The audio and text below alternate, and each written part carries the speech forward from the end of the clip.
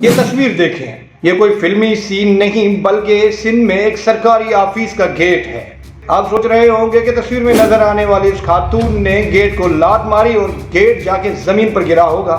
ایسا بالکل نہیں۔ تصویر میں نظر آنے والی سندھ کی بہادر بیٹی اسسٹنٹ کمشنر رضا زہرا ٹالپور ہے، جنہیں سزا کے طور پر ڈیرکی سے کانپور مہر تعینات کیا گیا، یعنی بدلی کیا گیا ہے۔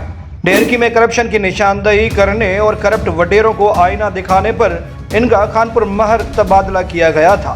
وہ کہتے ہیں نا، کرپشن نہیں، کرپشن کی نشاندہی کرنے والے کو ختم کرو۔ رضا زہرا کے ساتھ بھی بالکل ایسا ہی ہوا۔ سوشل میڈیا پر کانپور مہر، جو کہ سابق سی ایم مرحوم علی محمد خان مہر کا آبائی علاقہ ہے، یہ مہر برادری کے چیف سردار محمد بخش مہر کا آبائی علاقہ ہے۔ یہ علی گور خان مہر کا آبائی علاقہ ہے، جہاں سرکاری آفس کی یہ حالت ہے۔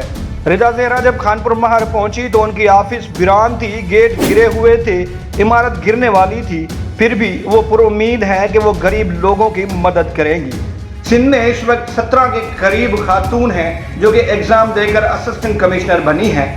وہ جب آفس جاتی ہیں تو انہیں کرپٹ سسٹم کام ہی نہیں کرنے دیتا۔ ایک خاتون اتنا رسک لے کر جب آپ کے علاقے میں آتی ہے تو پھر آپ ان کی مدد نہیں کرتے، پھر آپ کی بربادی کا ذمہ دار کون ہے؟ سرکاری آفیسر یا آپ خود؟ یہ فیصلہ میں آپ پر چھوڑتا ہوں۔